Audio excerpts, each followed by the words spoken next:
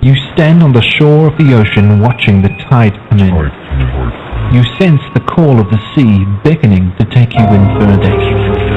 You step forward little by little, not knowing what to expect, but expecting more. You keep going as the ocean calls you to enter in to deeper waters.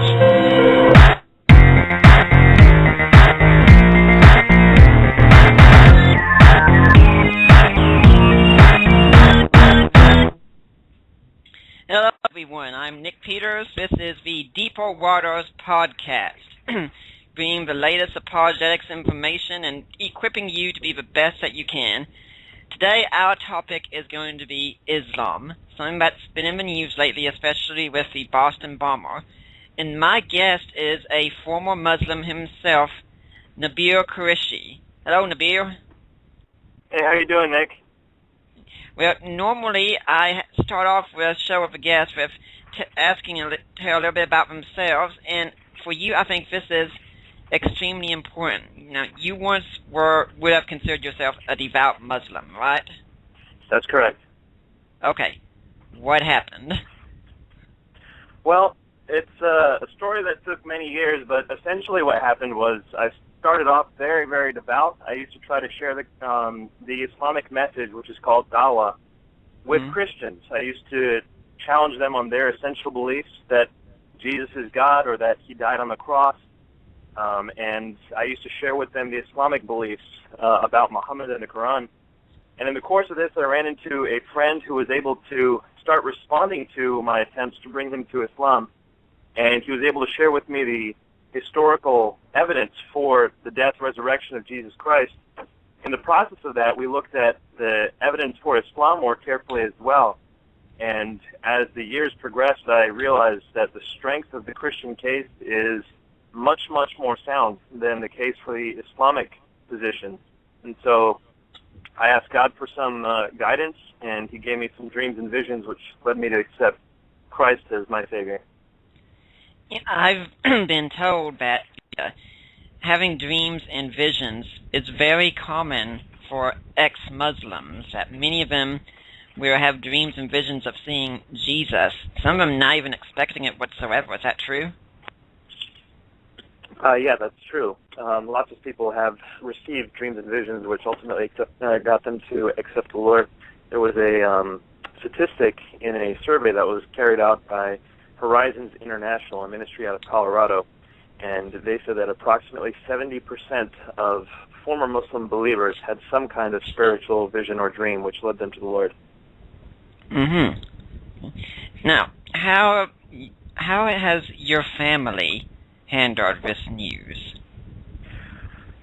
Well, it hasn't been easy. They didn't kick me out of the family, but given that Islamic cultures are generally very, very tightly knit, especially around the eldest son in the family, which I am, it has been quite a bit of a struggle just to have the same kind of family unity that we had before. But, of course, none of them have been too thrilled with my decision.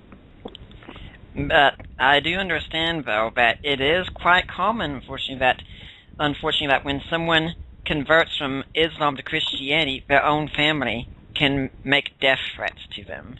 Would you agree with that? Yeah, it happens a lot more in the Middle East, especially among people of certain sects of Islam. Our sect was more peaceful than most of those, but it is fairly common. Well, it looks like we already have someone who's been wanting to call in, so let's see who this is. Okay. Caller, are you on the air? Hello?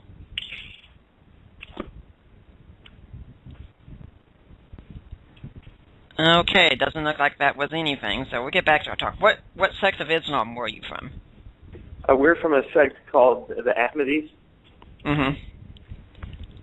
Yeah, since this is a good chance to look at something else, we're often told by Muslims that Christians, they have all these divisions between them and such, the old myth about 30,000 denominations, but Islam itself is pretty divided, isn't it? Yeah, that's absolutely true. from the very beginning, you've had issues which have led to schisms. The largest and most well-known is the Sunni and Shia schism, which traces all the way back to the very moment Muhammad died. So you have that, but you also have many, many orders within the various sects of Islam. You have larger schools of thought within Islam. I mean, Islam is a very diverse faith. Okay. Well, it looks like that caller was trying to call in again. We'll give him one more chance. Let's see what happens. You're on the air with Nabeel Qureshi. Hello? Yes, hello? Yes. I'm just listening right now. Okay. All right. Well, okay, then we'll get back to Nabeel here. Well, so, Nabeel, we've had a lot of news here about the Boston bomber and such, so a lot of people are wondering about Islam now. Let's start at the very beginning then. What essentially is Islam? Well, Islam is an entire worldview, so it encompasses both someone's religious practices as well as often someone's state loyalties. Many centuries, Islam was part of the state. So a lot of the Sharia, or the Islamic law, tells people how to run a society, in addition to how to live a normal daily devotion and spiritual life. So Islam is, I would say, military as well as socio-political and religious system. So what are the basic beliefs and such with Islam? Can you tell us Islam in a nutshell? Yeah, Islam in a nutshell. In order to be a Muslim from the very beginning, you had to proclaim two things. You had to proclaim that Allah is God and He is the only God, and then you have to proclaim that Muhammad is a messenger of God. By proclaiming this, you would be a Muslim. Now, there were additional practices and beliefs. There are 5 pillars in Islam, which many people are somewhat familiar with, such as people going on pilgrimage to Mecca, people praying the 5 daily prayers, people fasting during Ramadan, and the like. So there are some required practices. And there's some required beliefs, for example, belief in the afterlife, belief in God using prophets to send His message to this world, belief in scriptures being sent into this world. So these are the kinds of required beliefs and practices. But essentially, as long as you are following Muhammad and you proclaim the one true God to be Allah, then you're a Muslim. Now, we've seen a lot about with terrorists and such. We get a lot of history about Islam being a violent faith. Now, is that an aberration of Islam, or has Islam always been a somewhat violent faith?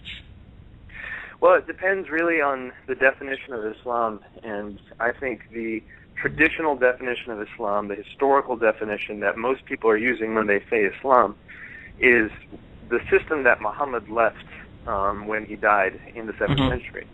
And that was very much built around some violent occurrences. From the beginning, you had, as soon as Muslims had their own city, which was Medina, they began launching raids on Meccan caravans. And now the defense for that action is that the Meccans were the ones who initially persecuted the Muslims. But regardless, you had violence. That's very, very close to the inception of Islam. And then from then on out, it never stopped. It just continued and continued. When Muhammad died, his successors continued in wars. And all the way up until the 20th century, when some people would say the last official Islamic empire, the Ottoman Empire, collapsed. All the way up until then, you had various statements issuing jihad. Now, that said, you have Muslims who practice Islam very peacefully. They don't practice these violent teachings, but that's more of what they're doing. It's not kind of the state practice of Islam that was established at its inception. Yeah, now, to be clear, I mean, honestly, when I heard the news first off the Boston bomber, my immediate thought was Muslim terrorism. And it's in our country, it's hard to avoid that. But to be fair, there are, like you said, several Muslims who would go against an action like that, condemn an action like that, and most of them were just peaceful people who were just going to go about living their lives. Would you say that's accurate? I would say that's accurate. I would say the vast majority of Muslims are just like everyone else. They just want to have a good life. They want to raise a family. They want to, give something to posterity. I think that's an accurate description of the vast majority of Muslims, at least in the West. Okay, it might be different if we went across the pond, right? If we went across the pond, I think there would be slightly more eschatological overtones as far as the domination of Islam. People wanting to establish Islam all around the world. I think you have that ideology has a foothold amongst a lot of people in the Middle East. But all the same, I would still say you have a majority of people who just want to live peacefully. Yeah. Okay. Well, I wanted to get back clear before we kept talking about the violent history and such. You said this happened with Muhammad. So most people have a basic idea about who Muhammad was. Can you give us your take on Muhammad? Well, this is a very interesting question. I will give you the traditional take and then kind of the more scholastic modern take. But the traditional take on Muhammad is that he was a man who was born at the end of the 6th century.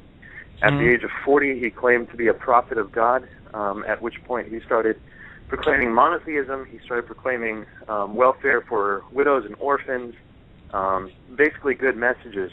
But the polytheist society of Mecca wouldn't have any of it, and so they kicked him out, after which point Muhammad started engaging in some wars against the Meccans until a matter of 10 years later, he is now in control of all of the Arabian Peninsula, at which point he dies. So that's Muhammad in a nutshell. Now, the modern scholastic view is that all the records we have of Muhammad's life come so many years after his death, and we're talking any substantial records are coming about 200 years after his death or more. Plus, you have so many holes, so many lacunae in the evidential record. In other words, when Muslims were fighting these wars initially, no one was calling them Muslims. No one made any reference to Muhammad. The Shahada was different. So you have some holes in the records for the evidence that people aren't actually sure if the historical Muhammad comes in line with the Muhammad of faith. And now that you're a Christian, how would you contrast that? Because some people are, I'm sure, listening who are atheists especially, are saying, well, isn't the same true with historical Jesus? No, you have a huge difference between the historical Muhammad and the historical Jesus. Now, if we're going to look at Jesus' life, you have a whole gospel, the Gospel of Mark, which scholars would say is written no later than 70 A.D., and many other scholars would say is much earlier than that. But at the latest, you have the first gospel written within 40 years of Jesus' life. Even before that, you have multiple epistles written by Paul. Skeptical scholars in the New Testament field will say 7 epistles that we have written by Paul. Some of them have very clear indications of what the historical Jesus said or did. For example, 1 Corinthians. So you have a lot of records of Jesus' life that are very, very close to his life, within his lifetime. You even have statements of faith like the Carmen Christi found in Philippians 2, or the Creed found in 1 Corinthians 15, which may have been within just a few years of Jesus' death on the cross, which for historical purposes is like a newsflash. You compare that with Muhammad. Now, Muhammad, you have the Quran. You have Qurans that come within about 100 years after Muhammad. But the Quran doesn't really talk about Muhammad. In fact, there's only 4 times in the Quran that Muhammad is named. When it comes to actual records of Muhammad's life, the first record we have is called Sirat Rasulullah by Ibn Ishaq. It comes 150 years after Muhammad dies. And we only have that through a recension by another man named Ibn Hisham, who said that Ibn Ishaq had a lot of errors in it, and so he had to edit it. And so the very first biography we have is 150 years, maintained through someone else who admits there were a bunch of errors in it. And then the hadith, which the Muslims actually consider accurate for the most part, those start coming 200, 250 years after Muhammad's death. So it's a very, very different story between Muhammad and Jesus. You talked about the Quran, and when you talk about writings that were passed down with many errors, we are regularly told by Muslims about how well established the Quran is, how well it has been handed down. But it's my understanding that in the history of Islam, there is a lot of confusion about what's been in the Quran, that it was decided by one of their leaders, large and all the conflicting copies were burned. We've even found some conflicting copies in Yemen recently. So on pretty much all that stuff about the accuracy of the Quran, at least from a textual perspective, what's your opinion? Well, I think the overwhelming evidence is that the Quran wasn't intended to be a written book by Muhammad. Muhammad envisioned the Quran to be an oral book. The way it was dictated, the way his scribes made notes of what the Quran was, they didn't actually write the whole thing out. The way he considered the borders to be fluid. For example, he would recite a certain verse to people, and people would recite it in different ways, and he'd say, oh, you're both fine, it doesn't matter, those little differences don't matter. The way he said that portions of the Quran could be abrogated, he would say, remember that portion I recited to you a year ago? Don't recite that anymore, it's no longer part of the Quran. All of this points singly towards an oral view of a text, not a written view. When Muhammad dies, you have people who start losing portions of the Quran. His successor, Abu Bakr, sends a bunch of people who know the Quran very well into war, because as soon as Muhammad died, 10 different tribes tried to leave Islam. They didn't want to be Muslims now that Muhammad was dead. Abu Bakr sends some of the most well-learned Quran folk into these wars, and they start dying, so he's now worried that the Quran's going to be lost. But then they start writing it down. When they start writing it down, they start realizing they have a whole lot of discrepancies. Even the teachers that Muhammad picked, the top 2 teachers that we know of who are still commenting on the Quran at this point, are Abdullah ibn Masud and Ubay ibn Ka'b. The 2 of them start arguing over what should be in the Quran. Today's version of the Quran has 114 chapters. The man that Muhammad picked as the #1 teacher of the Quran says, no, it should only have 111 chapters. One of the other teachers that Muhammad picked says, no, it should have 116 chapters. So you've got these kinds of disagreements, not among regular people, but among the very people Muhammad picked to teach the Quran. It wasn't until the Quran was written down in Uthman's time, Uthman was the 3rd successor after Muhammad, that you have a standardized Quran. And even then, this book was the first book ever written in Arabic. No one had ever written an Arabic book before. And so they didn't actually have the script precisely codified enough to where it would no longer be changed. So after Uthman's time, you have many people reciting it differently still. 323 years after Muhammad's death, 323 years after the Hijrah, you have a man who comes, his name's Ibn Mujahid. He tries to cut down the way the Quran is recited amongst many people. And he cuts it down, and then again in 1924, you have the official Quran printed, and finally, the vast majority of the Muslim world is reading the Quran in one way, and that starts in 1924. A lot of this information is really fascinating. Before we go to our first break, can you tell us some scholarly sources some people can go to if they're wanting to read more about this? Yeah, so actually, if Muslims don't believe what I say, and usually they don't, Sahih Bukhari, which is the most trustworthy book of hadith, according to Sunni Muslims, book 61 in Sahih Bukhari is all about the compilation of the Quran, and a lot of what I just said is found right there. If you want to have a Western scholar who summarizes this very well, his name is Keith Small, and he wrote a book called Textual Criticism and Quran Manuscripts. It's a very well-received book, and it just came out a couple years ago. So those would be good places to start. Okay, we are on the air with Nabeel Qureshi. Our number is 714-242-5180 if you want to call in, and we will be back after this break. Check out CYIWorldwide.com. CYIWorldwide.com. Home of Grok Radio. Free music downloads, advice, prayer, and support. CYIWorldwide.com. Do you grok? This is Mike Licona. Nick Peters is my son-in-law, and I'm excited to announce his new podcast in which Nick will discuss and have guests on topics related to Christian apologetics and dealing with disabilities. Nick has already interviewed apologetic stars such as Greg Koukl and Rob Bowman, and I know of other stars he's in the process of inviting. So be sure to check out Nick's new podcast.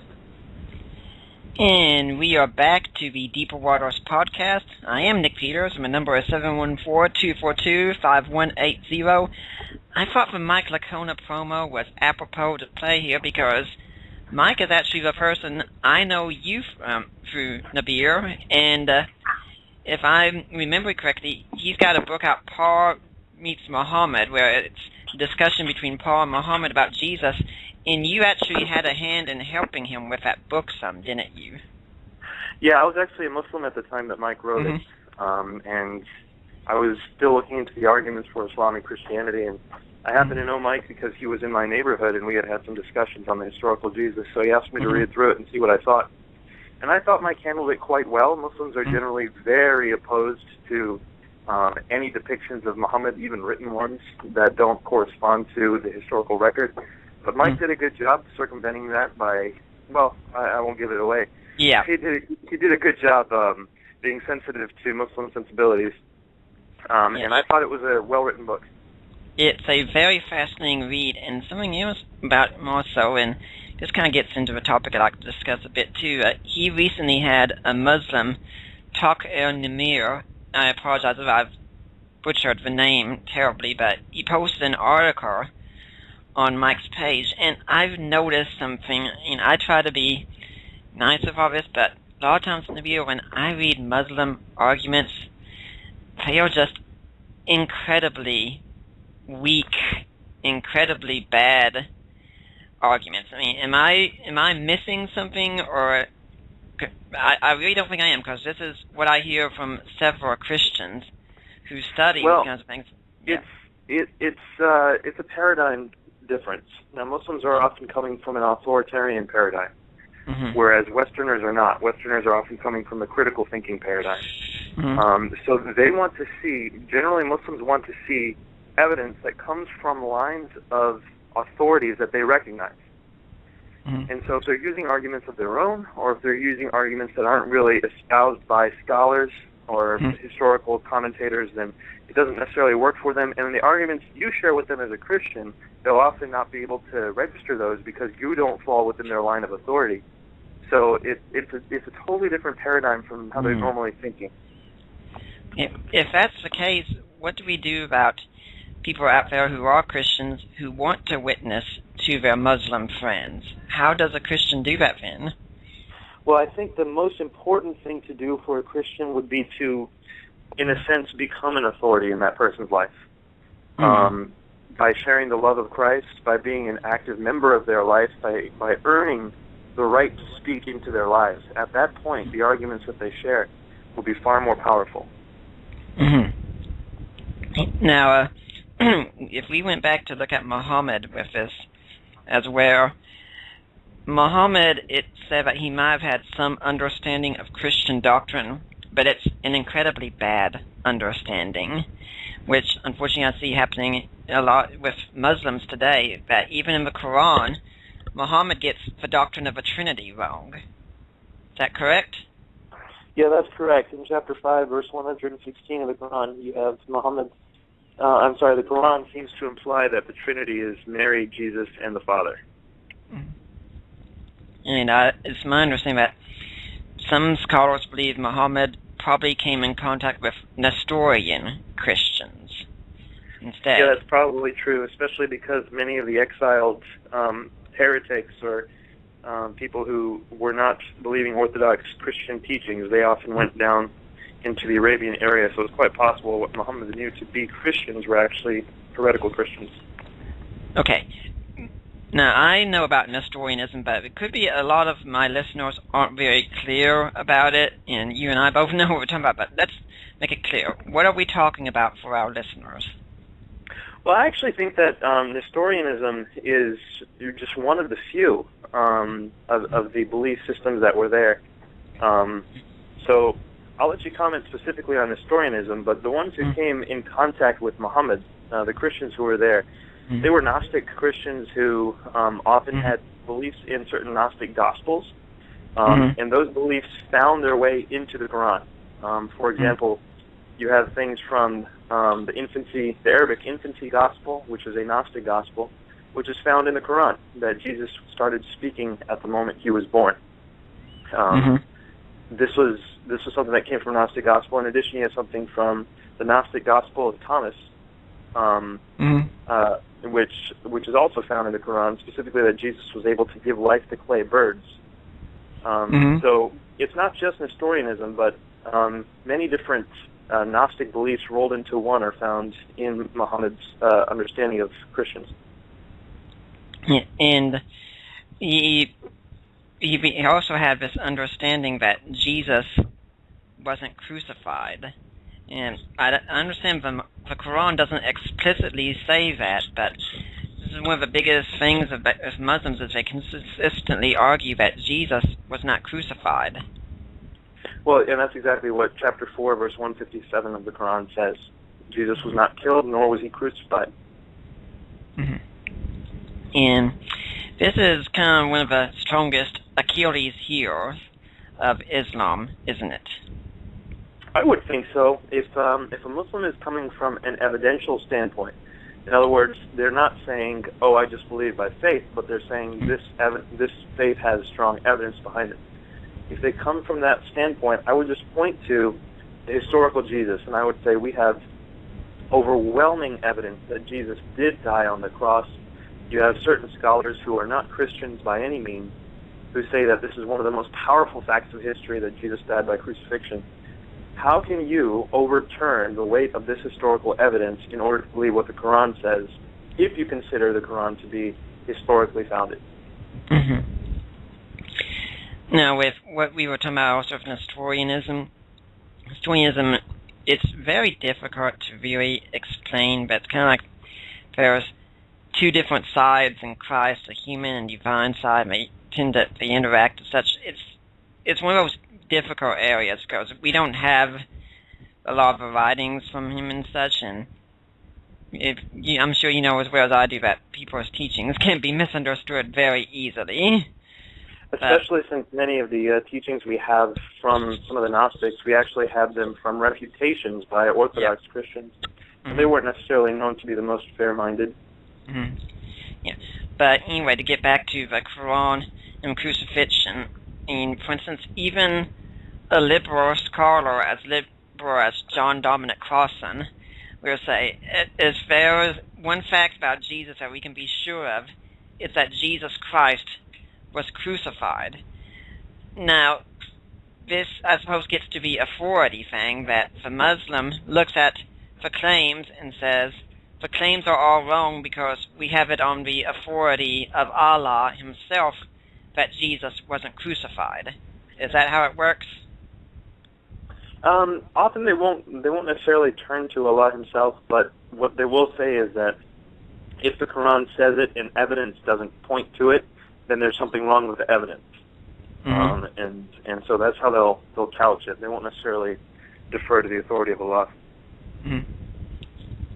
Now, also, if we went back to the Trinity, to the Muslims, Trinity, saying that you believe in the Trinity, it's one of the highest forms of blasphemy, isn't it? Yeah. Same section of the Quran, chapter 5. If you read verse 72, it actually defines shirk. Shirk is the unforgivable sin in Islam. And it actually says that if you believe the Son of Mary, Jesus, is God, then you will have a one-way ticket to hell. You're committing shirk. That will be your abode forever. Okay. We've had Rob Bowman come on here to discuss the Trinity. If we were talking with a Muslim and the topic of the Trinity came up, how would you recommend we handle it? Well, I think the very first thing every Christian should be able to do who's a Trinitarian, or at least believes Trinity to be an important doctrine, is to define it, to be able to define what the Trinity is. And most people can't do that. So we need to know that the doctrine of the Trinity is that there is one being, God, who exists in three persons, Father, Son, and Spirit, and be able to define that. So actually yesterday I had a conversation with a Moroccan Muslim who had a very poor understanding of the Trinity. He was thinking more in terms of modalism, where the Trinity is basically God putting on different roles at different times. I find that most Muslims do think that the Trinity is a kind of modalism, but to be able to say no, there are three co-eternal persons within the Godhead, to be able to define that and to show biblical references for it, I think that's very important. That's a sad thing also is, unfortunately, most Christians would probably also give that impression, which doesn't really help us with the Muslims, because if more Christians go out and give a false view of the Muslims, that just re-emphasizes to the Muslim that, yeah, this is what Christians believe. Yeah, exactly. And then when we come to the incarnation, see, I remember reading an article once with James White talking about giving a talk and how these Muslims came up and they started asking him, and the first question that they pretty much got to, well, he said he was stunned by, it was the first one I was expecting to see because I'd seen it happen several times, is they have a view of God that's so supreme and holy, which is good, but they take it that and then they say that, well, then anything that we consider that we don't like, God couldn't do that, so the incarnation couldn't be true. In other words, when they come to the incarnation, the question I was asked was, well, your God then went to the bathroom, and that's unholy, so how could he be God? Right. So, I mean, it is that kind of thinking that, in some ways, that thinking is good, that we do need to recognize God as good and holy. But this is the kind of thinking that's common with Muslims. So how should we handle objections like that? It's a very good question. It's a very difficult one to do, especially for Muslims who just simply cannot get the fact that God can enter into this world if he needs to. The main point that I tend to make is that Christians view God as a father. He's not just a tyrant. He's not just a king who rules over you. Our God, yes, he is a king, but he's a fatherly king. And what that means is, for example, if a father who's a king happens to be walking along and sees his son drowning in a pool of mud, this king is, sure, majestic. He's revered by everyone. But don't you think if he's a loving father, he would throw off his robes and dive into that pool of mud in order to save his son? That a king would not do that. He would just stand idly by. Would mean he's not loving. He cares about his majesty more than he loves his child. But that's not the Christian God. The Christian God doesn't consider equality with God a thing to be grasped. He's willing to lower himself. And that's exactly what God does. So yes, it is dirty. Yes, it is not becoming of God's majesty, but that's because he cares about us that much. Now, you talked about that God's not distant in Christianity. He's not a tyrant who's off living out there. But in Islam, I understand Allah is very distant, that they don't want anything to do with the idea of the immanence of God, and Allah becomes totally transcendent. Yes, that's correct. It's difficult for Muslims to grasp the idea of incarnation, specifically because they consider Allah to be so unknowable that there's no way God would come into this world. Now, of course, there's a little problem with that, which is in the Quran, you have a verse where Moses is talking to the burning bush, and it actually says that God was in that bush. So it gives them a little theological challenge, but generally that doesn't enter into their theology. Do you know right off what verse that would be for people who have their Qurans with them? I don't know it offhand. I think it's in chapter 18, but I don't know it offhand. It's also my understanding, then, that they make Allah so distant and transcendent that if they were to use one attribute of his that would be supreme, it would be his will. Yes, and that's actually one of the 6 articles of faith I was talking about earlier. The last of the 6 is God's divine decree. And essentially, it's whatever Allah wants goes. Really doesn't matter if you lived your life holy your entire life. You've never committed a sin. If God wanted to throw you into hell, He could, and vice versa. If you've only ever done sin after sin after sin, if God wants to throw you into heaven, He can. So God's will is totally arbitrary, and that's all right because He's God, according to Islam. And this also means that whenever any natural disaster or anything whatsoever happens, it's always because Allah has willed it. Yes, I remember hearing that a lot when I was a kid growing up. People would just say it's the will of Allah. In fact, I understand this has even led to the lack of scientific investigation and such in the Muslim community because they can just say, whatever happens, it happens because Allah wills it, and that's all we need to know. I would say in certain sectors of Islamic society that has been the case, yes. Yeah, I read the book, The Closing of a Muslim Mind by Robert Riley, and he says that, unfortunately, that many Islamic civilizations, they've never really had a strong, thriving intellectual culture. That's true, and in part that has to do with illiteracy. It's just never really been emphasized in Islamic cultures to become literate on a wide-scale level. Now, there are certain hadiths that would point to education being a good thing, but as far as the practical application in society, even today you have huge numbers of illiteracy. For example, in Egypt, 50% of women are illiterate, and Egypt is one of the more advanced Islamic nations in the world. Is that because of some doctrine of Islam or a political reason? Why is that the case? Well, it's interesting you should ask. Arabic actually has multiple forms, and the written form of Arabic, which is called Fusha, it is not actually spoken by anyone. It's only spoken in scholastic lectures in schools and on news reports. Otherwise, everyone speaks colloquial Arabic. So in order to become literate, most Muslims have to essentially learn another language. Now, something else we should talk about. You talk about before we go out, let's just talk about knowing another language. That most Muslims, and also, even if they want to, they don't have the means to do this, right? How do you mean? They don't have the means to learn another language. So you mean in general across the Muslim world? Yeah. Yeah, many Muslims around the Islamic world, in order to become educated, they would have to first be able to pay for school, because quite often the public school is not as efficient in teaching things, or it might not even exist. The infrastructure might not even exist for public schools.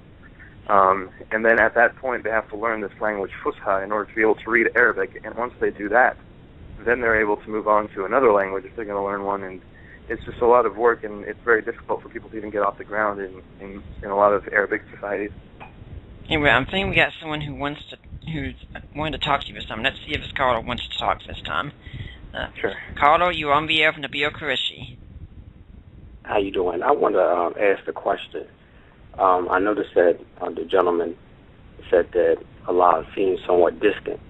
So my question will be, how would he explain the verse in Surah 50,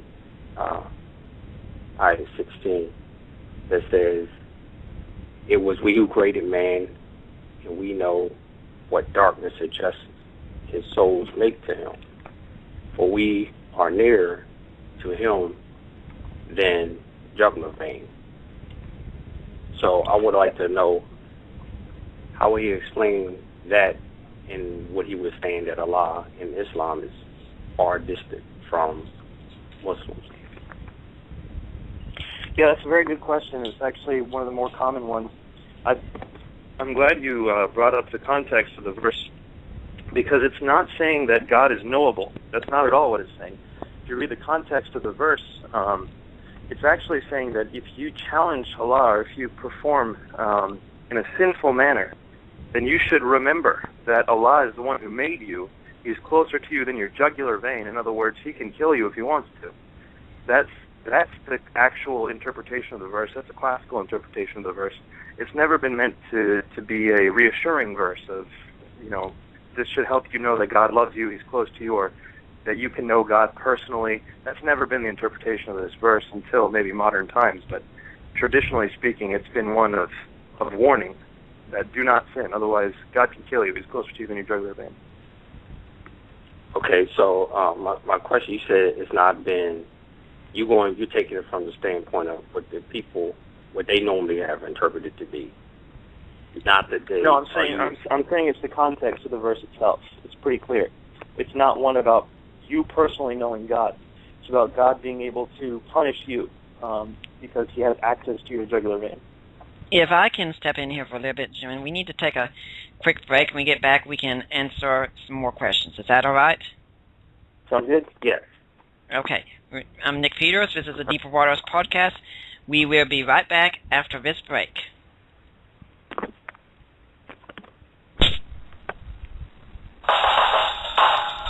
Join Unituber and Army Girl for Christ as they discuss spiritual warfare, spiritual preparedness, the end times, life issues, and personal and spiritual growth. That's www.truthradionet.com, truthradionet.com.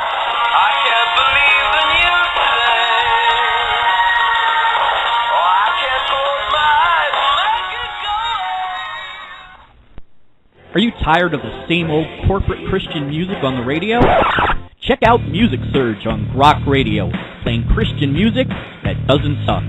Download episodes now at CYIWorldwide.com. And we are back discussing with Nabeel Qureshi until the top of the hour here. And looks like we've got someone who's been asking some questions. So, sir, if you can ask your question again to Nabeel here where you left off, that'd be great. Right. My question went to Nabeel was when he said that Allah is not close at all to the Muslims in relation to them being able to understand who he is and what he represents. And when I brought out the verse in Surah 50, ayah 16, when the verse said that Allah is nearer to him than his jugular vein, and Nabeel has said that the understanding of it would have been that Allah can take your life. Now, my issue with that is that that's not what the verse is saying, that Allah is close to you when he takes your life. Actually, Allah tells us when the angels come to take the life. So, in this relation, when Allah is directly saying that he is closer to you than your jugular veins, Nabeel was saying that it has to do with death. And the verse in the Quran speaks about when the angels come to take your life. So, I was wondering if he was open for the possibility that no matter if the common thought was this had to do with death, could it be possible that it also pertains to Allah just in general being closer to you than your jugular vein? Yeah, I think, I see what you're saying, but I would just have to say, what is the context of the passage? And I'll read it for everyone, since we're focusing on it. I'll read it for everyone so that they can grasp the context. It says, I'm going to start with, this is chapter 50 of the Quran, by the way. I'm going to start with verse 15. Were we then weary with the first creation, that they should be in confused doubt about a new creation? It was we who created man, and we know what dark suggestions his soul makes to him, for we are nearer to him than his jugular vein.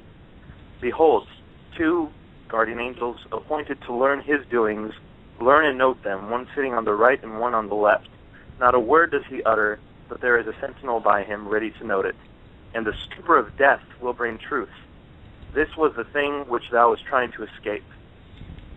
So, in other words, this passage is clearly not at all about man knowing God. Not at all. If anything, it's about God being able to know what man's doing. He's saying he's put 2 angels, one on his right shoulder, one on his left shoulder, in order to record everything man does. It's him saying, I know man, I created man, I know what dark suggestions are in his soul. That's why we are nearer to him than his jugular vein. In other words, there's nothing about this passage that intimates man can know God. If anything, it's quite the opposite. God can know man.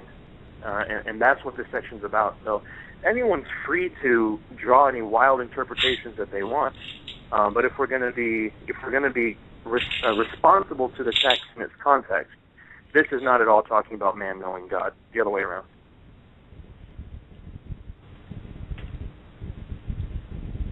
Okay, well, I guess we're going to leave it at that point then. So, let's get back then to where we were. And I think it's very important what you did there is that we often accuse Muslims and others of taking the Bible out of context. And a lot of times they do that. We want to make sure we're not doing the exact same thing as the Quran. That's true. Now, the Quran is a different book entirely. We have to remember that the Quran was written in a totally different fashion. So when we quote the Bible, let's say, for example, we're quoting the Gospel of John. John wrote from John 1 to the end. It's one book. It was published together as a book. The Quran is not that. The Quran is little packets of verses that Muhammad revealed. And at the end, after he died, they're all compiled in a book. To actually quote things out of context is somewhat more common for Muslims because the verses often weren't in context to begin with, if that makes any sense. But all that said, we should still be responsible for the context as best we can. And if there is clearly a logical pattern in the context, as there is here in this section of the Quran, then we should be responsible to it and do our best to be good exegetes. Okay, but it looks like caller has decided to call back in, so let's see what happens this time. You're on the air with Nabeel Qureshi. Hello? You're on the air. Yes, hello? Yeah, do you have a question for Nabeel? All right. Now, what I wanted to do, I got knocked offline, and so I was just calling back. I think I had to press 1 in order to chime in. But I didn't press 1. I just wanted to get back online first. Okay. So I'm just listening because we can go back and forth with that particular area. I mean, we wanted to pull out the verses that had to do with how close Allah is to the believers, and that would take a while. And I don't believe in taking the time away from the air. So he doesn't agree with the way that I understand it. As far as the context, one verse ahead of that next verse in 16, that's not the context of it. The context of it will be the whole surah, and that will require time. So this is how I understand it, but I understand what Nabeel said, so I will just continue to listen. Okay. In that case, I suppose this guy wants to get in touch with you some after you go off the air, and I suppose the rest of my listeners want to get some material. Before we ask any more questions, how can anyone get in touch with you if they want to hear more or talk more about what you said on the show today? Well, that's an interesting question. I'm in the middle of transitioning from one ministry to another, so it's going to be kind of hard to get in touch with me, but if you just do a Google search for my name, Nabeel Qureshi, Nabeel, and last name Qureshi, you'll be able to come to my website and you'll be able to see some videos and whatnot that I've put online. So lots of resources are available. Okay. Well, since we've had the Boston bomber recently, let's have some talks about how is it that a Christian is supposed to respond to the idea of Muslim terrorism and such. What do Christians need to understand about the terrorist problem today?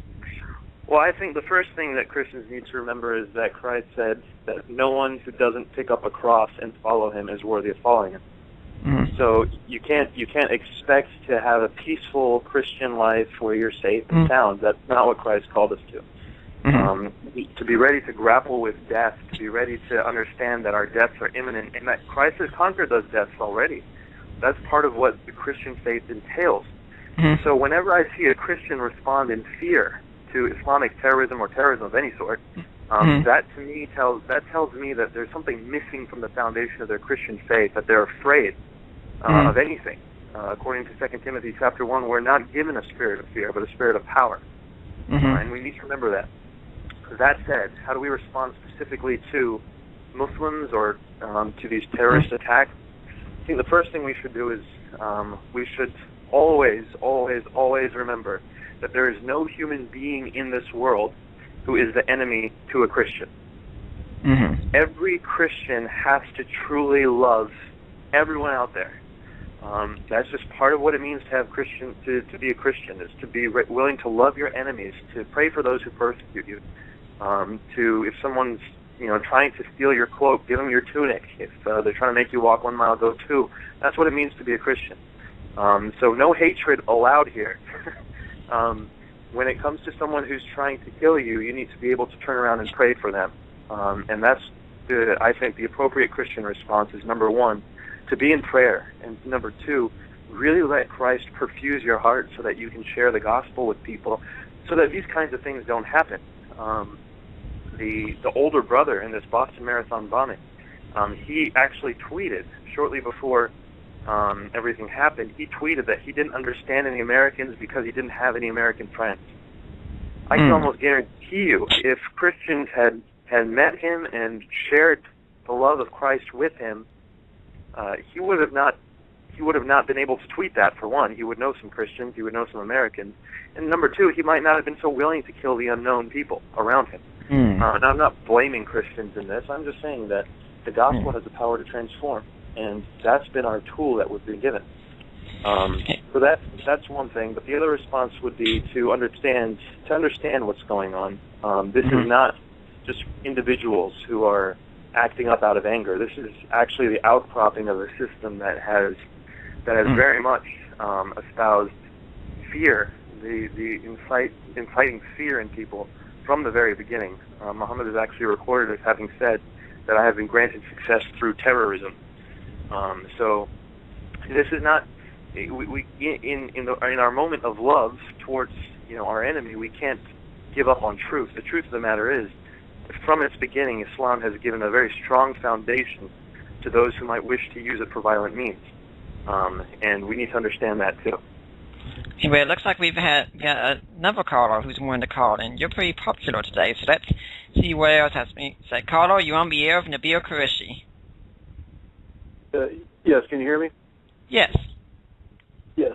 Hey, Christ is risen. Nabeel, I have a question about relativism within Islam, and it seems to me, and I don't know a whole lot about Islam, is that by my interactions and talking with them, it seems that when it comes to interpreting the Quran, that there's no one straight answer with them. And plus you have the differences of Sunni and Shia and all the other apex groups that are out there. And so so it seems to me that Islam, even though it claims absolute truth, has a type of relativism within its own system. Is that a good observance, or am I off here? No, I think that's a very astute observation. The Quran itself is interpreted in so many different ways by different Muslims, usually towards their ends or their means. It's because, for one, very few Muslims actually think that the Quran is complete, that insofar as it has all the theology a Muslim needs. Pretty much every Muslim believes that the Quran needs to be supplemented by hadith, and then they all disagree on which hadith are accurate and which are not.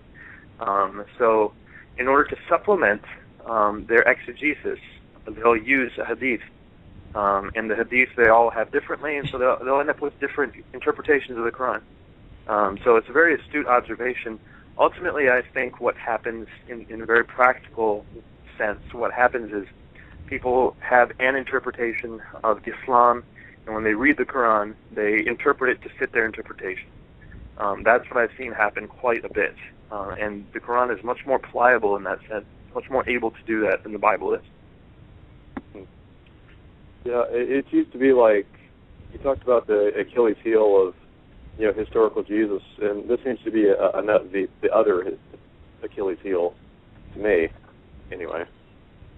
Yeah, in an objective sense, yes, but it gives them a lot of leeway to respond to criticisms, because if the Quran doesn't mean anything explicitly per se, it depends on your interpretations, then they can easily find ways out of certain things that they might find problematic.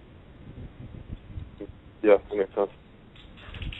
All right. Well, that's all I wanted to ask, and just be in prayer for all the Christians that are in Syria and in Egypt in these difficult and hard times. Absolutely. God bless you. Lord bless you, brother. Thank you, caller. Okay.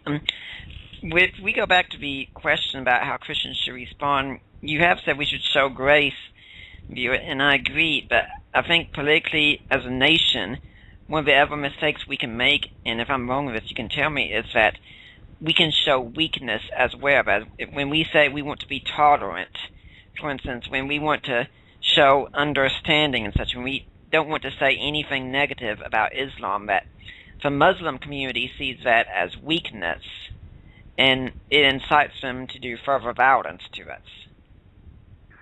Yeah, I actually saw a great quotation online the other day. Lee Strobel tweeted it.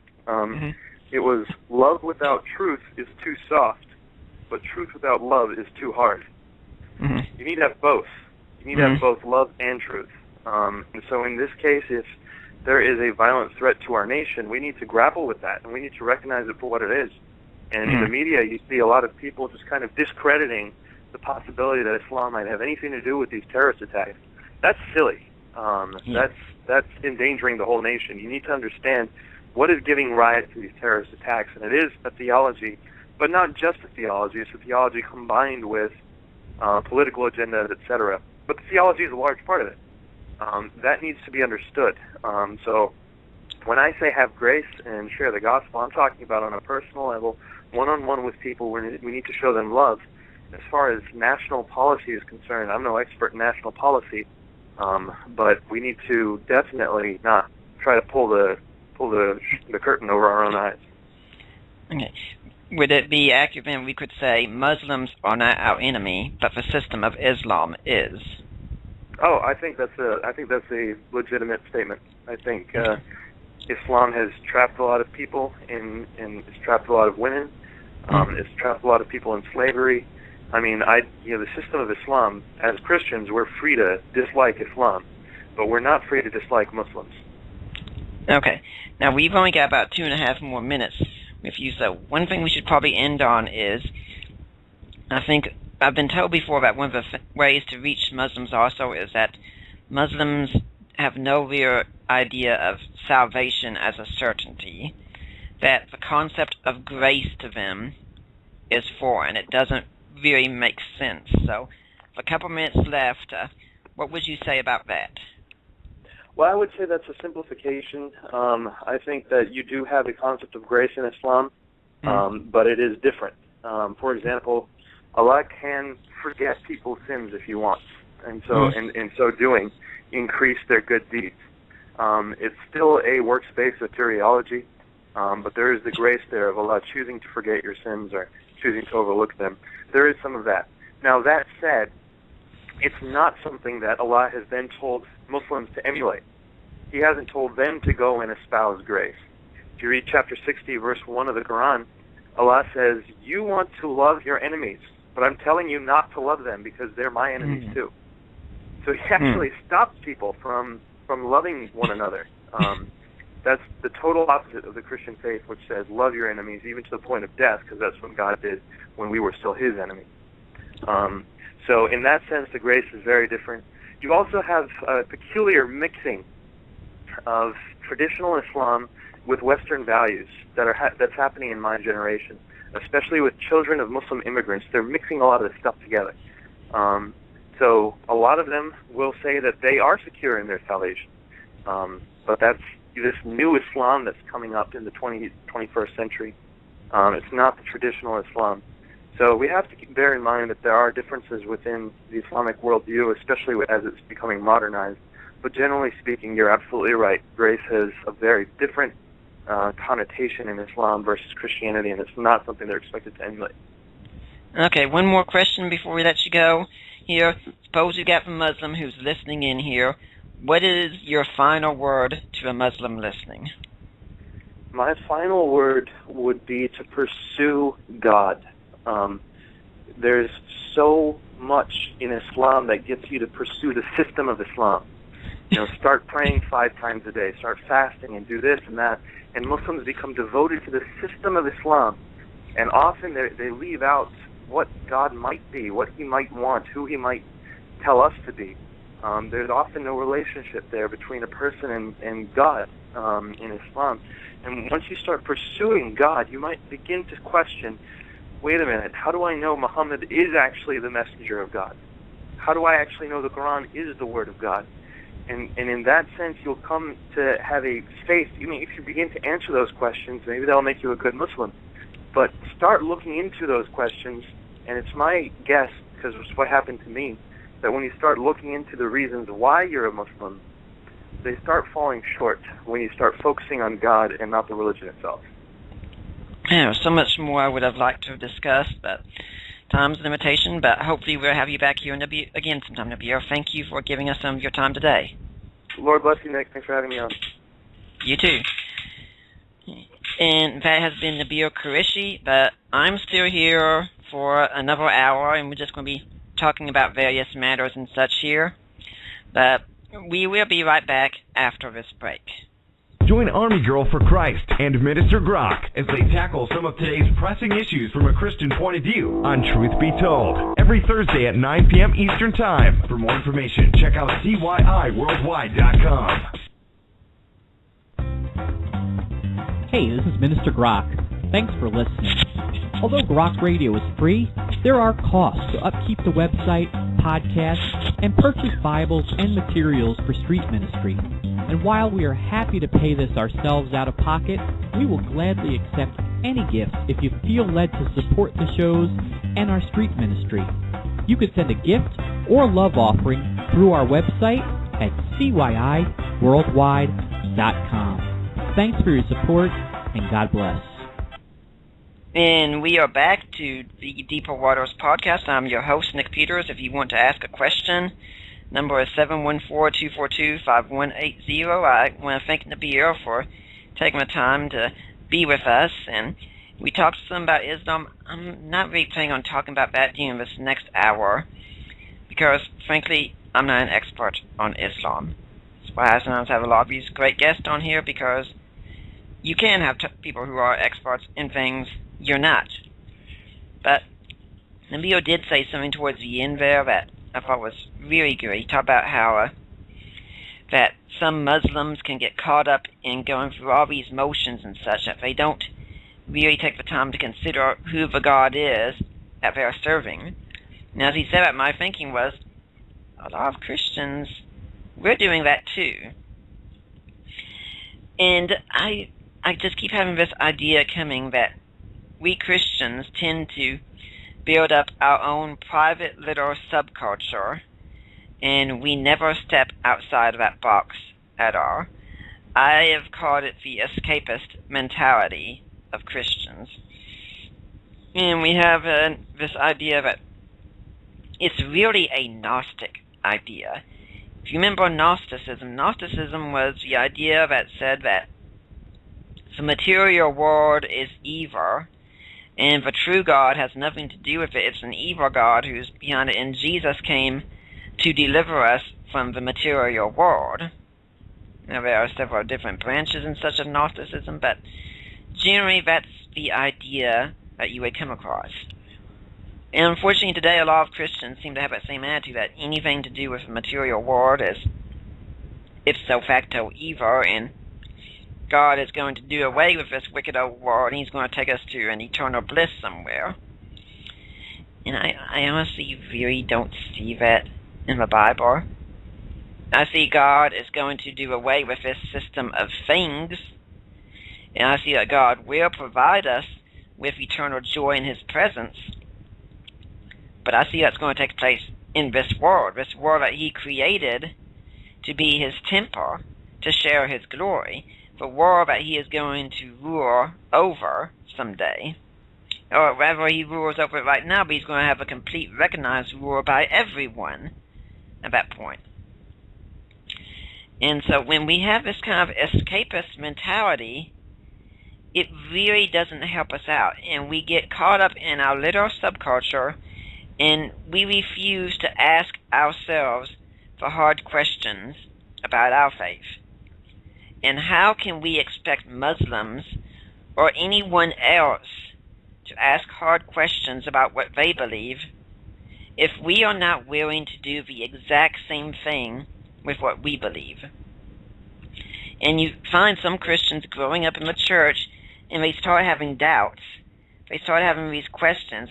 They want answers, and a lot of times what can happen is the church will just shun them, cast them away, because you're rocking the boat. Okay, we all have a good thing going here. We all enjoy each other's presence. Please don't come here and be asking all these questions. They don't really help us. My friends, we need to remember the advice of Benjamin Franklin. Our critics are our friends. They show us our faults. Now, I'm not saying that there are faults within the system of Christianity itself, but Christians do have faults. And we do have areas we need to work on. And there are hard questions that we need to step back and take a good, long look at. Because you can be going up there, you can be saying your prayers, you can be doing your evangelism, but is your mind really engaging at all with what you believe?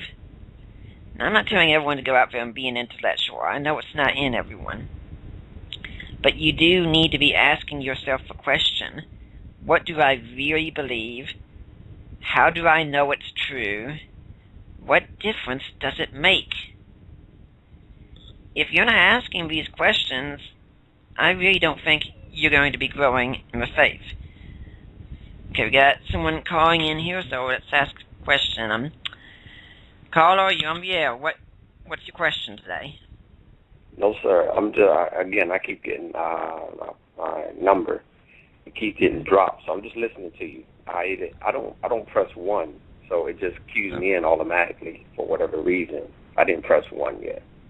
Okay, I don't know what to tell you about that. So, if anyone wants to listen to this, you can go to Blog Talk Radio and listen from your computer. But in Christians, okay. So, Christians, we have to be asking ourselves these questions. It's far better that you ask yourself these kinds of questions right now, when you can do the research and answer them, and you're not, emotionally pressed at the time, than when you're out evangelizing and you meet someone who's an atheist or a Muslim or a Jew or someone like that who has this kind of question, and you don't know how to answer it then, and you're left flummoxed in a panic. And not only have you embarrassed yourself, you've embarrassed the gospel at that point. Ask yourself these questions right now. Take the time and look at the hard questions of your faith. And I'm convinced that if you do this, and if you treat the investigation fairly, you will come out of it a stronger Christian. It's what happened when I was going through my own struggles. And this is very difficult at the start. I remember that the objections in the past, they used to keep me up at night wondering about these questions, and now those objections, ones that were worrying me, I don't even blink right now, because material has been so well learned and studied. And by all means, feel free to read both sides. I was at a conversation this week, a discussion that was held at a local college for the Christian group fair, and was talking about inerrancy, which in our family as a topic we have a very strong interest in due to certain accusations that have been made towards us, accusations which I believe myself and others have handily refuted. But anyway, right, I see a problem going on here, because the idea of inerrancy, unfortunately, often leads to not asking questions. Now, that's not saying inerrancy is false. I'm not saying that at all, but saying that if you question something, you're questioning the text. And if you question the text, you're questioning the Word of God. If you're questioning the Word of God, you're saying the Word of God has errors. And that's not what really follows. The strongest inerrantists out there should be questioning the text. Whenever you're doing your Bible reading in the day, you need to be questioning the text. You need to be asking those questions of it that will make you explore it even more.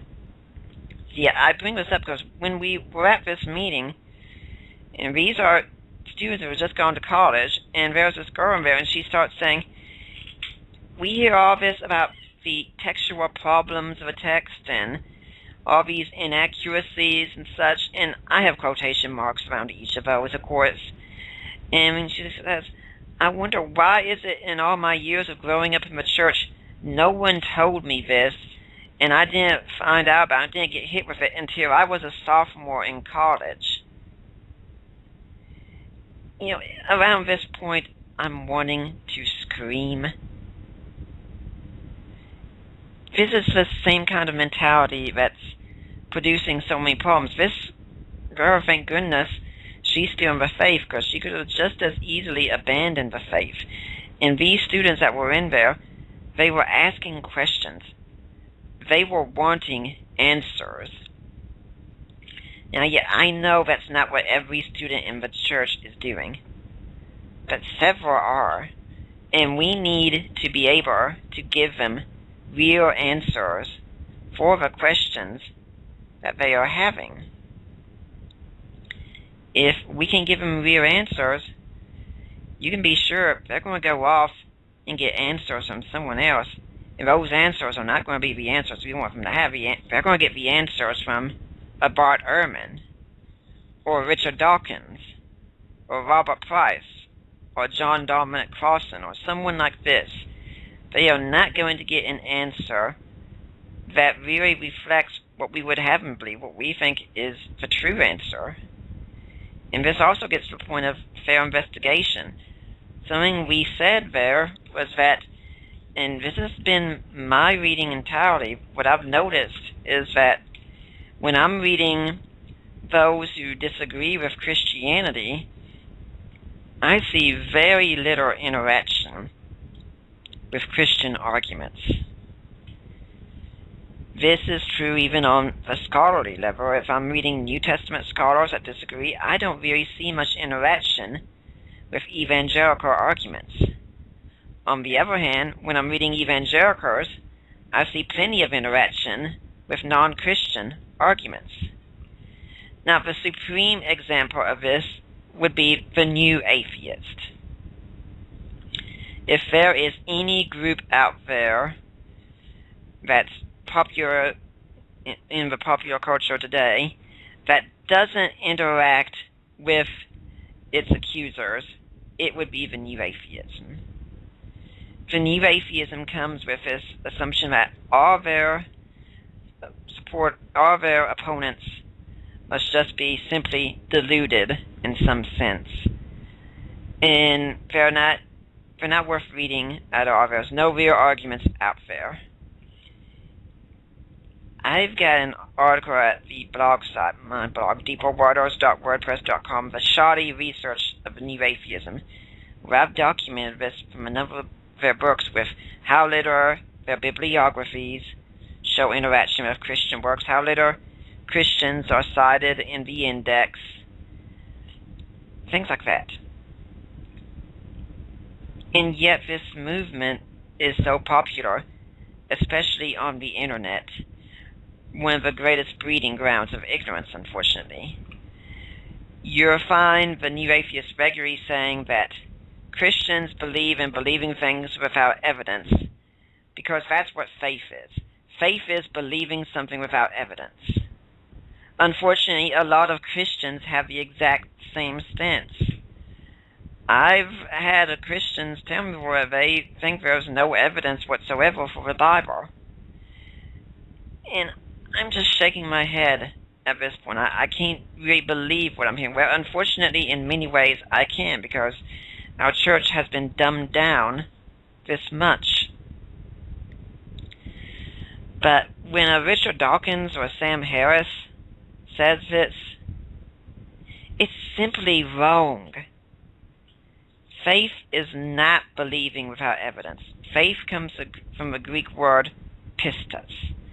I would like these atheists out there to find me one Greek lexicon or New Testament lexicon that has a definition of that word as meaning belief without evidence. I have never seen it. Which, if they can't back this position, then that tells me they have a belief without evidence, and they've trumpeted this without doing any real research into the matter. In fact, if you read a book like Bruce Molina and Jerome Nere's book, Portraits of Paul, they point out that the word pistis actually in that day could mean to a forensic proof. The true meaning of pistis is trust and loyalty. One is to show trust to the one who has shown himself to be reliable, or one is to place trust in evidence that has shown itself to be reliable. One has faith that Jesus rose from the dead because there has been evidence put forward for that position that is reliable. Now, in historical circles, you can't really talk about proof, per se, not in the scientific sense. And a lot of the problems of what we have today is we've inherited a culture that thinks with a kind of scientism that everything has to be proven in a scientific sense. And that's not the way much of our understanding works. In history, we largely go by probability. What case is the most probable? In this case, I think the resurrection hypothesis stands up the most. The arguments I see from so many people against this all come down to, ultimately, what ifs. Where, what if this was the case? What if this was the case? What if Jesus rose from the dead, but it wasn't God who did it? What if it was a devil who did it? What if it was a demon?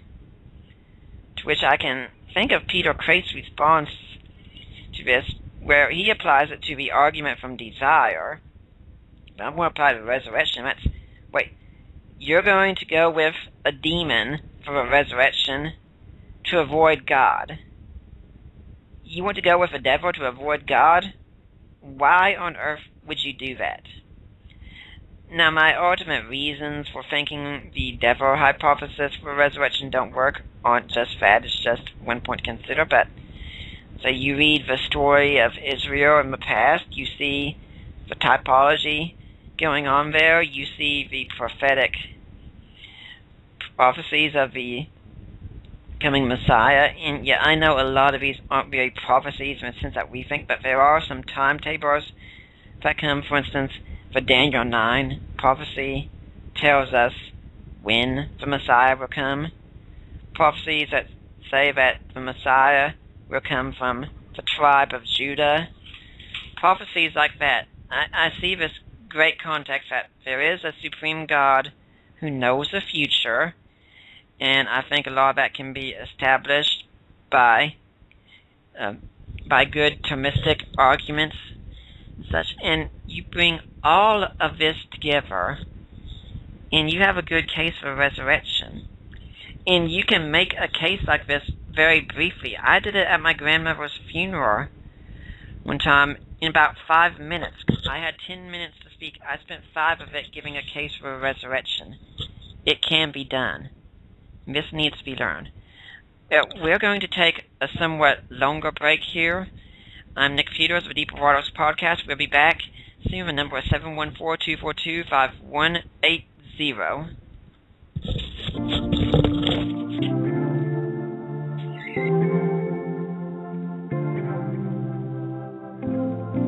Know that you got problems, like you're living on borrowed time. Think that you can solve them, you can still get heaven on the line. I'ma light a candle, show you you can handle anything that takes your breath away. So don't you be nervous, we are sending service.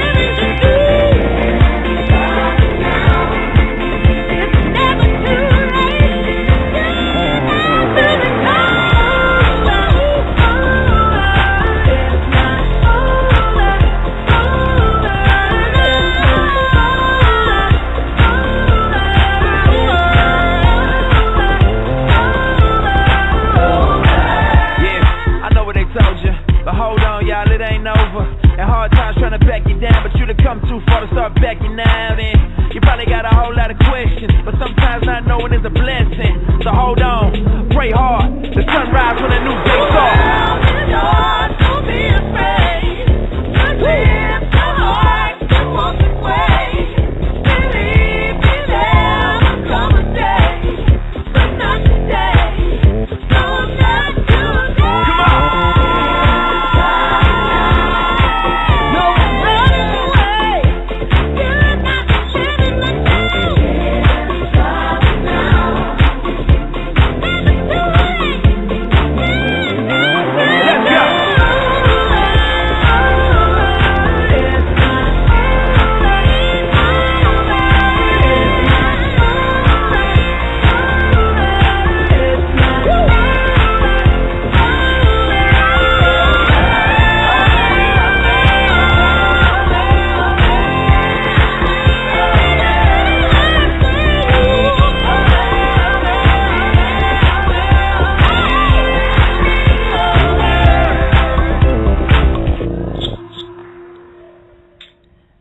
I'm Nick Peters. This is the Deeper Waters podcast. Our call number is 714-242-5180. And I've been talking right now about what I consider a crisis in the church, especially after the talk I had of some students recently, I believe it was Thursday, discussing inerrancy. And having students that are really wanting answers, and these students are facing professors in college asking them hard questions. And unfortunately, too many Christians are back at home and thinking, as long as I'm safe in my personal Christian subculture here, as long as no one's going after me, well, then everything's okay. That's not what we're called to.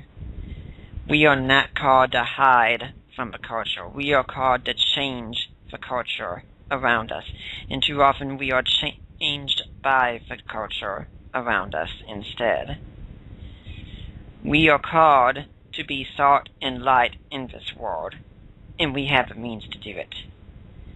We have a huge number of us in America here today. We could do something with that if we really wanted to. If you want to know why the gospel isn't going to make much impact in America, it's because we don't want it to. We are not doing what it takes. We are hiding from the world instead of interacting with the world. And as long as we keep hiding in our literal Christian subcultures, we are not going to make any difference, and we will keep losing numbers more and more. And some of you might be of the opinion, well, if we can just have God take us out of here, then that'll be great. Now look, I understand looking forward to being in the presence of Jesus. Every Christian should want that. But I can tell you, as much as I want it, I want to come into the presence of Jesus having done something. I want it to be that when I'm before Him, I will hear the words, "Well done, good and faithful servant." And I want it to be that if my wife and I have kids someday, that those kids will grow up in a world where they can freely be Christian. And if we don't, I want to grow up in a world where my friends' kids will have that right, where the next generation that's coming up will have that right. Friends, we have to get out of ourselves. I strongly suspect that most of the problems that we come across many times in our lives are because we are stuck in ourselves. It's, here in America, it's our tendency. We make things all about us. Well, Christ is establishing His kingdom right now on this earth, and that kingdom is not about you. It's not about me, either. But He has given us the opportunity to do something for his kingdom. And we ought to relish that opportunity. We ought to celebrate the fact that we get to serve Christ today. And we are living in what I think could be the golden age of apologetics. We have never had as much information as we have right now. For instance, in the Enlightenment, you want to get back to the historical Jesus and scrape away all this miraculous stuff and such. We don't need any of that. Let's just listen to the story of Jesus here and get the real message that the church has covered up for so long and find out who he was. Well, now we've got more and more historical research coming from scholars like N.T. Wright, who I've referenced earlier, that show, well, when we fit Jesus into a historical context, well, strangely enough, he seems to look a lot like the Jesus that we find in the New Testament.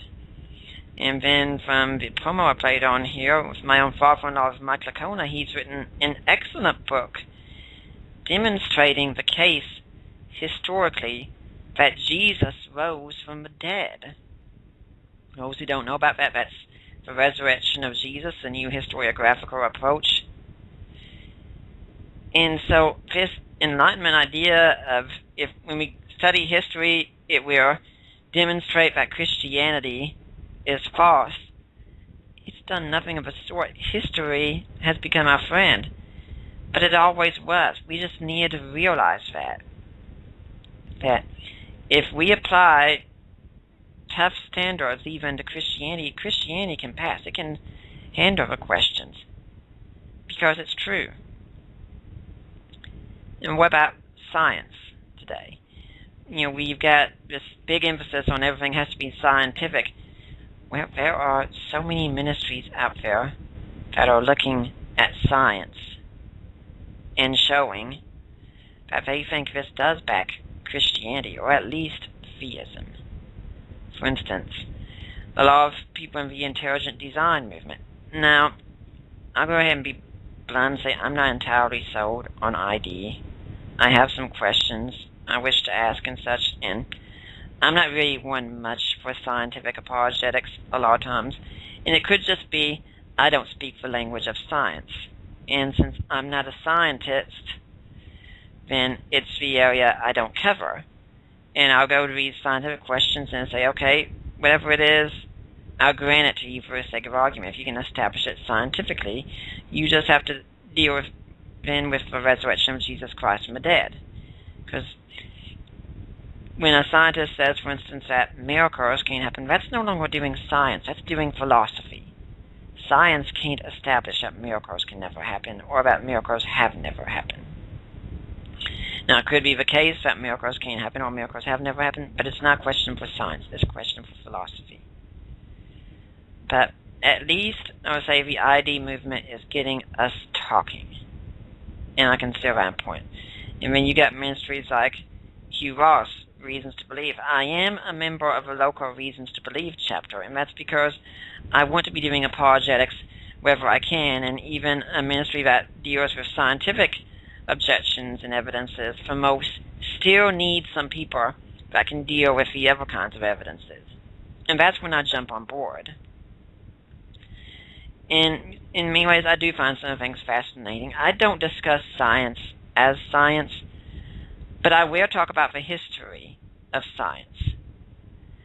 I think an interesting work for my readers on this would be James Hannam's book, God's Philosophers, about science in the Middle Ages, because we've got this idea that the Middle Ages were essentially the Dark Ages, and there was no scientific advancement at the time. Absolutely bogus idea. Nonsense.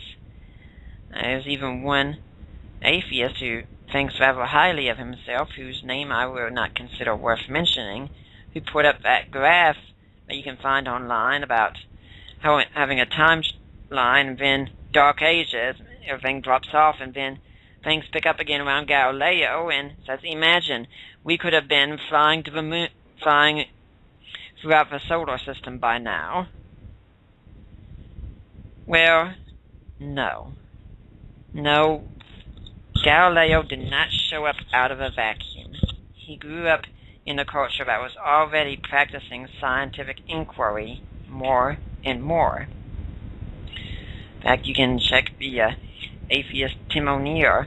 His blogs like that deals with this kind of thinking. And as far as I know, yeah, this guy's an atheist. He's not a Christian. And he's just saying the medieval period was a time of advancement. It's these same people who come out and say that everyone in that period thought the earth was flat. You would be hard-pressed to find one person who thought the earth was flat. It was known to be a sphere. In fact, most people could tell you its circumference. But this myth has been repeated so often that people have come to believe it without thinking about it. Now, again, back to the scientific statements, you got ministries like Reasons to Believe that are out there showing, well, here is the scientific evidence for the Big Bang, and the Big Bang Theory is largely good evidence for a creator. Okay, now, I think there could be a lot of truth to that. I mean, the Big Bang argument doesn't entirely close the door. I mean, it's one reason why I don't think Bill Craig's first and second ways are entirely conclusive, but I think they certainly get you there. They just need metaphysical backing. Which also brings us to the area of philosophy. More and more philosophers are Christians. In fact, we are told now that the logical problem of evil has been dealt with. Now, that doesn't mean that evil isn't an objection anymore. It still is. There is the emotional problem of evil. It's pretty much conceived that evil, just by itself, is not enough to prove that God doesn't exist. But it's certain types of evil and such that are problematic. It's no longer enough to just stand up and say, there's evil, therefore God doesn't exist. You need more than that. You need a real argument. And so now we've got these philosophical arguments, and we've got philosophical giants like Alvin Plantinga and others like Eleanor Stump out there giving these arguments. And we need to take these arguments and run with them. We need to see how many scholarly works are out there, and I'm hoping more and more in the future to get more and more scholarly guests on this program. And you need to be equipping yourself, even when I'm not here, to help people like these college students that are having questions. Churches, unfortunately too often, have turned into self-help groups. Now, there is a time and place for that. I'm not saying the church needs to shut down its ministry for recovering alcoholics, or the church doesn't need to have a Weight Watchers Club meet at its doors, or anything like that. Those are fine. But remember, the church is supposed to give something that no one else in the world can give. And that's the gospel. And by that, I don't just mean the message of forgiveness. Forgiveness is part of the gospel. It's an important part of the gospel, but it's not the whole gospel.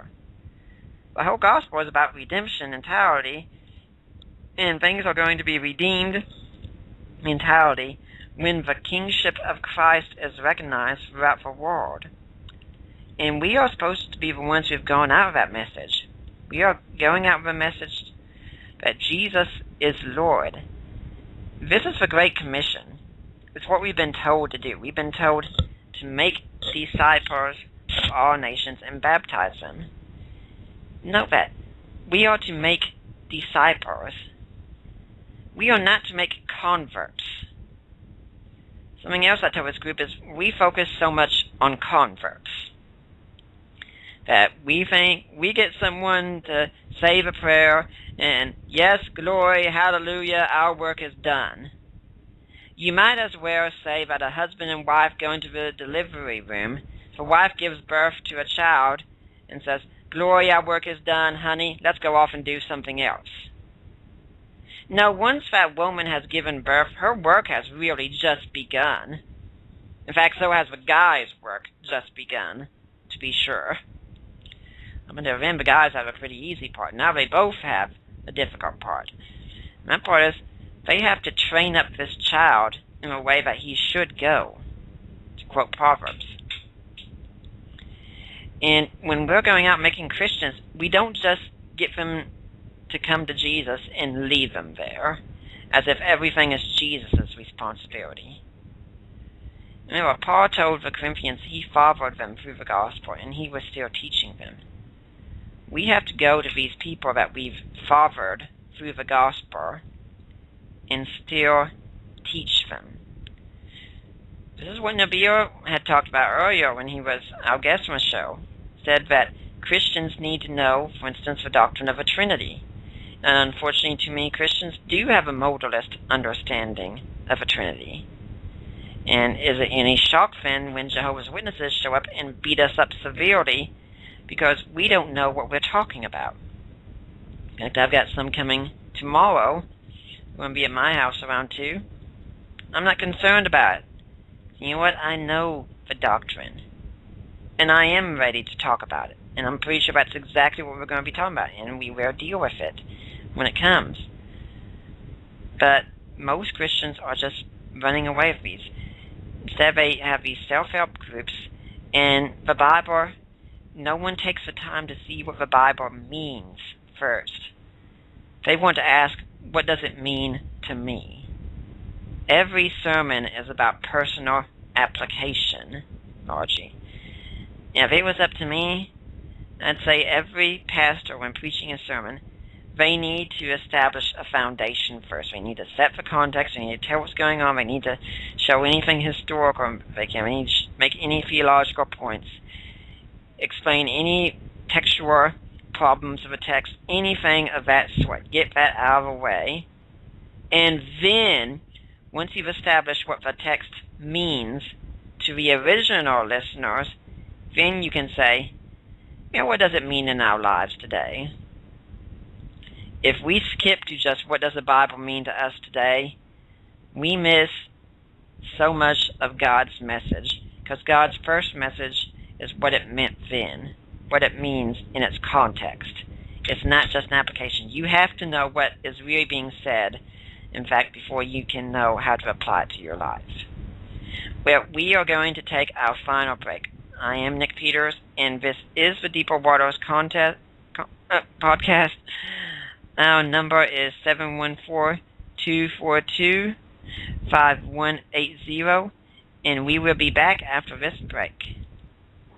This is Mike Licona. Nick Peters is my son-in-law, and I'm excited to announce his new podcast in which Nick will discuss and have guests on topics related to Christian apologetics and dealing with disabilities. Nick has already interviewed apologetic stars such as Greg Kokel and Rob Bowman, and I know of other stars he's in the process of inviting. So be sure to check out Nick's new podcast. Hey, this is Minister Grok. Thanks for listening. Although Grok Radio is free, there are costs to upkeep the website, podcast, and purchase Bibles and materials for street ministry. And while we are happy to pay this ourselves out of pocket, we will gladly accept any gift if you feel led to support the shows and our street ministry. You could send a gift or love offering through our website at cyiworldwide.com. Thanks for your support, and God bless. And thank you for those breaks, those promos and such. My number is 714-242-5180. That's 714-242-5180. We're on the air for about 19 more minutes. I'm Nick Peters, the host of the Deeper Waters podcast. And Mike, who did the promo, is absolutely right. We are working on getting many, many more guests. Right now, it's still a grab bag as to who's going to be on next week. I have some ideas, but there's nothing that's been settled in stone, so I can't tell you for sure yet. But I am going to get some guests who are going to be involved with the Unbelievable Conference taking place in England later this month. It's my hope I can get Justin Brierly to come on here sometime. And I'm hoping to get Kurt Jaros of Real Clear Apologetics. Both of them are playing an important part at the conference, and Unbelievable is one of the podcasts I listen to quite regularly. I try to not miss any episode of that. And I hope that you'll be listening to it, but I also hope you'll be listening to this podcast. And with regards to donations, yes, we need them. One of the best ways you can support evangelism other than prayer is by donating to those of us who are out here trying to equip the saints. I saw something today about Benny Hinn wanting to raise up $2.5 million from his followers to get out of debt.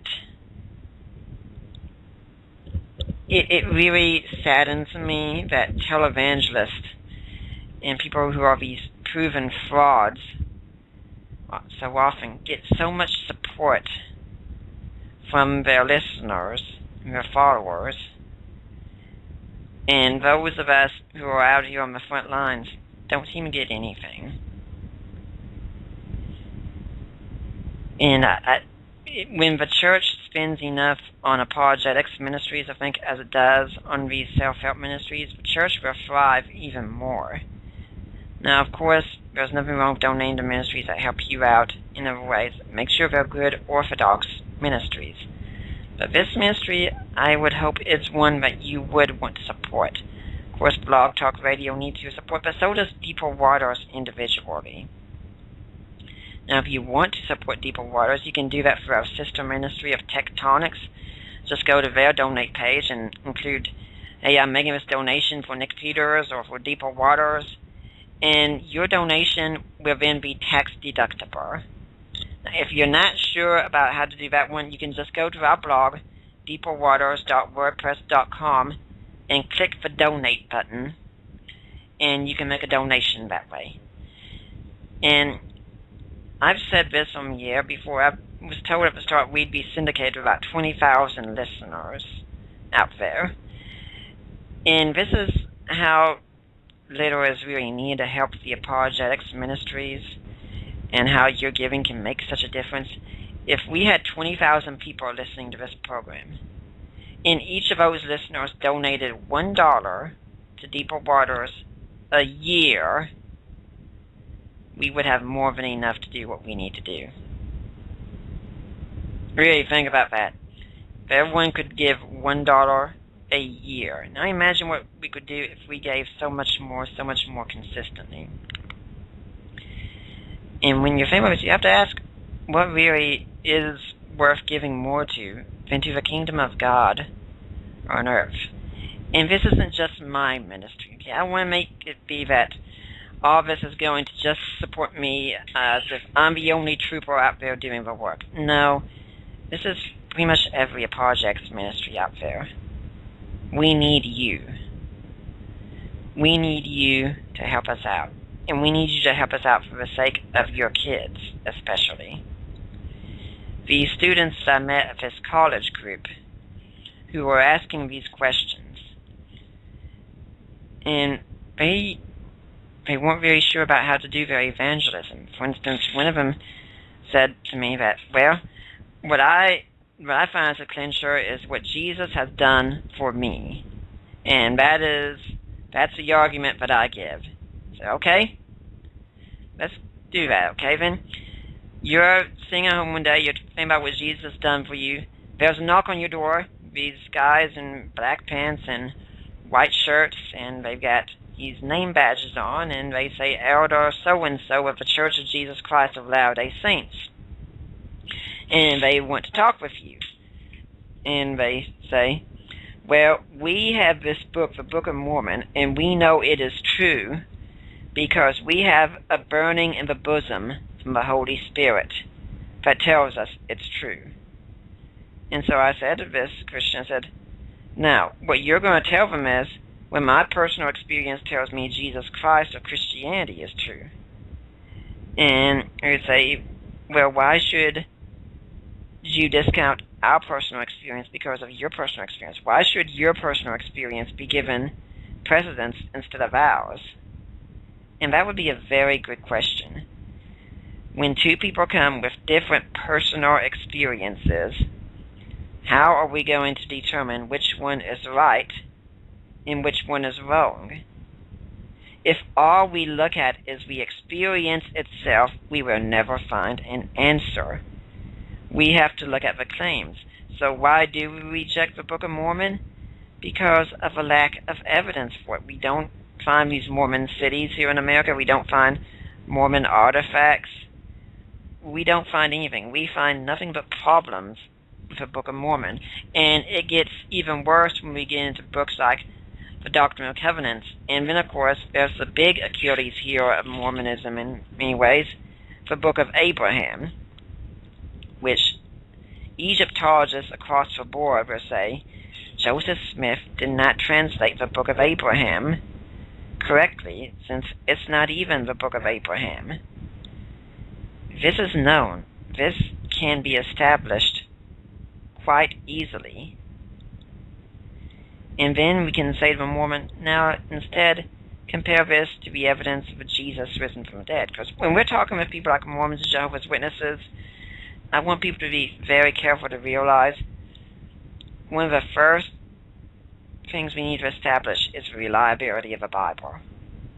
If you don't do that, I think you're on your way to creating a fundamentalist atheist. Because they will abandon Mormonism over Watchtower, and with it they will abandon theism altogether. Like I said, we need to give more than our experience. And a lot of you do have your testimony, but when you're coming up to the atheist, it's not going to work. Now, am I saying your testimony is absolutely useless? No. But I would say put it in a deeper context. C.S. Lewis put it this way. He said, when you're going out doing evangelism with your church and you knock on someone's door, let your arguers come forward first. That would be people like me. These people will deal with the intellectual barricades that are keeping people from Christianity. After that, then you have other people come up who are better at testimonials and say, and this is the difference that Jesus Christ has made in my life. That, I think, is the proper way to do it. Because if you go the other way, then people can say, well, that's nice for you, and I'm so happy you found something that works for you, but I'm just going to go my own way. Now, the claim of Jesus is not just about changing your life. The claim of Jesus is he is the Lord of the universe based on his resurrection from the dead. And that is what needs to be established more than anything else. And that will be established by doing the study of history. And this is what Christians need to do. We need to ask ourselves, like I've been saying, the hard questions. Lately I've been doing something at night when I'm going to sleep. Maybe some of you are like me, and some of you could have had a hard time falling asleep and such. And for me, it's largely because my mind is just always running. My wife says I'm just a bundle of energy, and she has no idea where I get all this energy from. Quite frankly, neither do I. If I even get just 2 or 3 hours of sleep in one day, I can still go through the next day, put in a 4 days work, and do pretty darn good at it. But when I'm going to rest, I'll just start asking myself questions about the Bible. Now, recently I had read Scott McKnight's book, The King Jesus Gospel, and wanted to think more about how the Old Testament story applies to Jesus. But before you get to how it applies to Jesus, what do we do first? That's right. We look and see what the Old Testament story in itself is. So I said, you know what? Tonight I'm just going to think about the books of the Old Testament and go through them until I get to Jesus. That sounded good. I started doing this maybe a month or so ago. I'm still in Genesis. Okay, I'm still asking myself these questions. Like last night, it said, in the beginning, God created the heavens and the earth. I decided to go back even to that verse at the start and think about it. I said, okay, in the beginning. In the beginning of what? Are we talking about the beginning of time? or the beginning of a story? And we have to be clear. We don't want to come with our assumptions beforehand.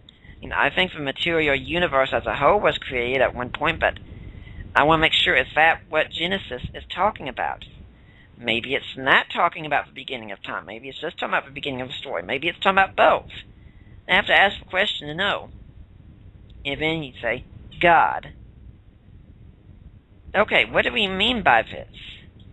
So, this is the first time God's mentioned, and you don't get told anything about the nature of God explicitly. Now, you're told he's the creator at this point, which tells you some things, but God's not defined, really. In fact, there really isn't one doctrine of God that I can think of laid out in all the Bible. You have to go throughout the whole thing and take all the pieces together, and even then, you don't get the total picture. You never could get the total picture because God's much greater than that.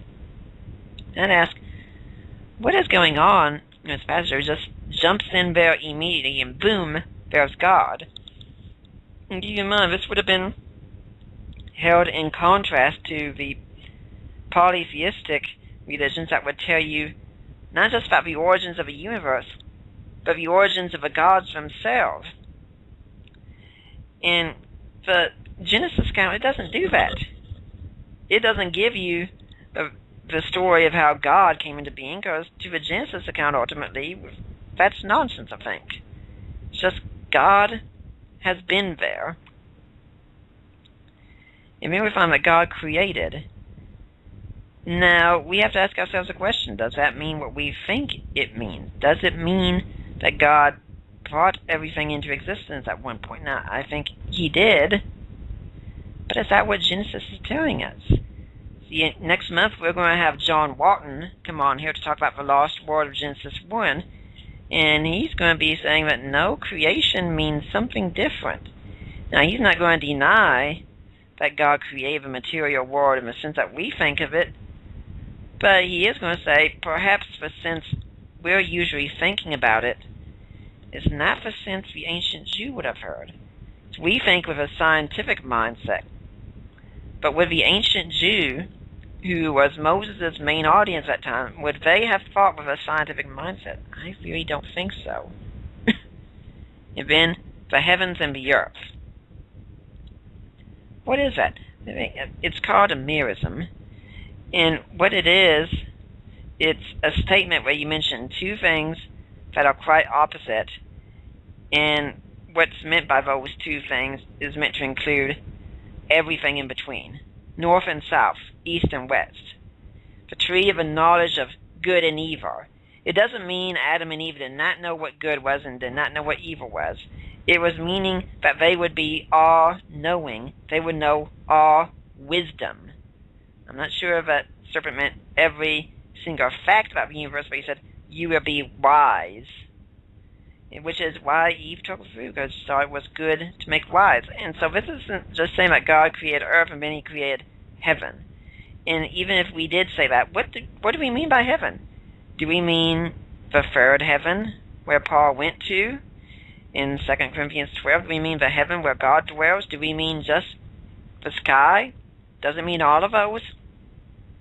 How do we know? Look, these are a lot of questions, and I got those questions just from the first verse of the Bible. Imagine whatever questions you can ask about the rest of the Bible. And I didn't even ask at that point, what does that tell me about Jesus? I'm not going to get to that yet. I'm going to just know, what does the text mean to begin with? Yes, eventually we will get to what does the text say about Jesus, but before we know what the text means to us today, and before we even know what it meant to the apostles and what it meant to the early church, we have to know what it meant to its original readers. Why did Moses write what he wrote? If you think Moses wrote the text, I happen to think Moses did write Genesis. But if you don't, you still have to ask, why did the author put that in there? You know what? If we are asking ourselves these hard questions about the Bible beforehand, we will be the ones who are prepared when our skeptic friends come to us, who really aren't asking a lot of the hard questions they've thought of because they've been opening their Bibles and reading the text and grappling with it and seeking to understand what it means. Now, a lot of them have just been getting it from all these skeptical websites that don't really know how to do any real Bible study. If we know how to do real Bible study, we will be ahead of the game. And real Bible study is more than just finding out what the text means to me. It's more than just finding out how I can deal with my own problems from the text.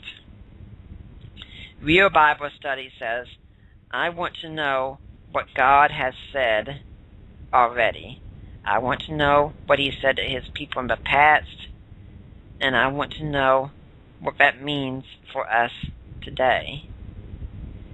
And for our youth in the church, we need to give them the freedom to ask these questions. And after they ask these questions, we need to be giving them answers. For each student that I spoke to at this meeting Thursday, there are several more there who are silent. And what's going to happen to them? Some of them are going to fall away. They're going to find other things that interest them more. They'll be out having premarital sex. They'll be doing drugs. They'll be going to drinking parties. And why shouldn't they if a church isn't giving them anything whatsoever? If all the church can do is give them strong emotions, why should they bother? Because they can get those in many other places, and they can have a lot more fun in their minds doing it. Now, ultimately, I do think the most joy does lie in the Christian life. That's when it's lived authentically, and when it's lived according to the true teachings of Jesus and the true teachings of Scripture. And if we're going to know what those are, there aren't any shortcuts. We're going to have to study. We're going to have to sacrifice. We are going to have to break out of ourselves and get out of ourselves. Well, that's been my little rant for today. We are winding down in time here, so I am going to be going ahead and ending things. I hope next week we have a guest in relation to the Unbelievable Conference, but I won't know for sure. If you're friends with me on Facebook, you can follow that way and see what's coming up. But for now, I am Nick Peters of the Deeper Waters Podcast, and I'm signing off.